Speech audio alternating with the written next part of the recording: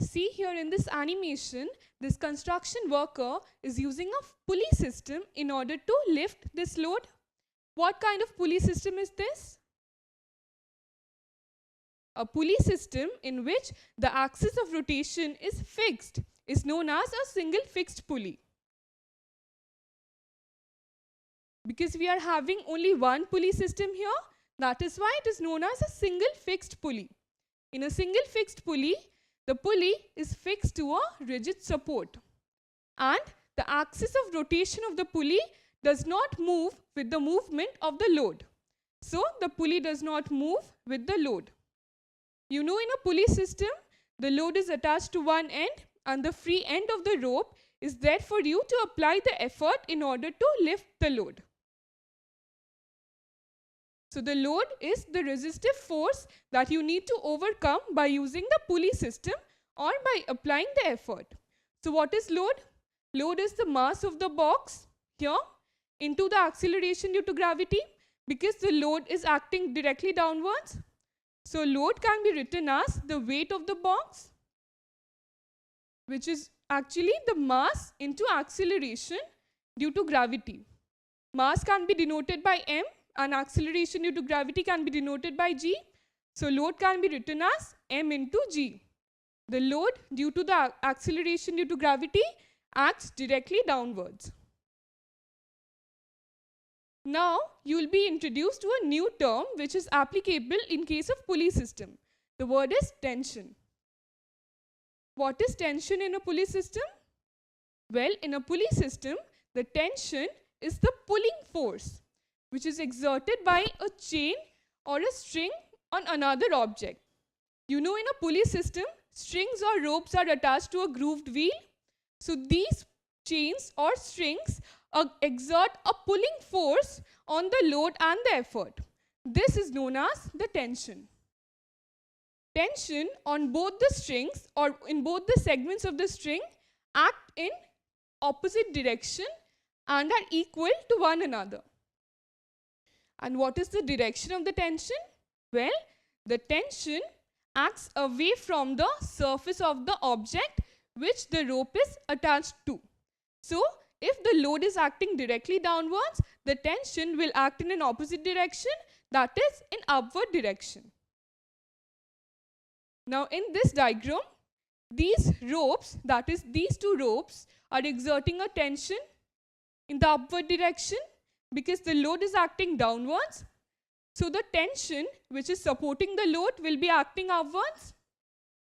Also, you are applying an effort in a downward direction like this. So the tension which is supporting the effort will be acting in an upward direction. Tension here will be denoted by T from now onwards. Now when studying about pulley systems and calculating the tension in the strings, we need to neglect three factors. These are the mass of the string, that is, we consider that the strings or the ropes which are used in a pulley systems are massless or have a very negligible mass. Secondly, the friction between the string and the surface of the rim of the pulley is negligible. That is, we assume that no friction or resistive force is acting between the string and the surface rim of the pulley. Thirdly, the friction at the axle or in the pulley bearings in the balanced position of the load. That is, we assume that the pulley bearings are smooth enough and there is no friction among the pulley bearings or the axle. Now coming back to this diagram. Here I told you that load is being supported by the tension in this string. So load mg can be written as equal to T. Also, the effort which is applied on this string is also supported by tension. That is, effort E can be written as equal to tension T. So what about the mechanical advantage of this type of pulley system? Load by effort. You know, mechanical advantage is the ratio between load and effort. So if load is T and effort is also equal to T, mechanical advantage will be T by T, that is equal to 1. Now you might ask that why is the tension in both the strings equal? Well, if the tension in both the strings are not equal, then even when you do not apply an effort, the pulley system will start moving, which is not appropriate for us. Therefore, the T, that is the tension which is supporting the load, and the effort are equal to each other. So since mechanical advantage is equal to 1, from that we can assume that load is equal to the effort. That is, in using a pulley system, we are lifting a load with an effort which is actually equal to the force which is exerted by the load, because load here is equal to effort.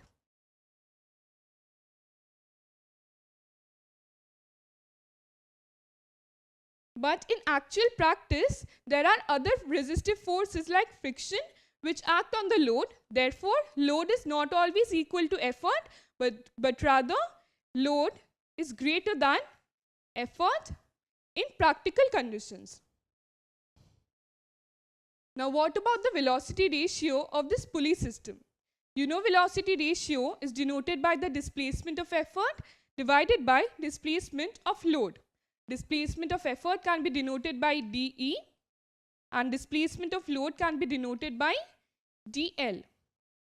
Now in this pulley system, when you apply an effort on this string, the effort is coming down by a distance of d. That is, the effort moves by a distance d.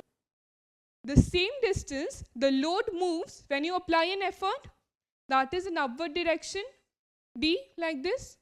So velocity ratio from this can be written as displacement of effort, which is equal to d, divided by displacement of load, which is also equal to d.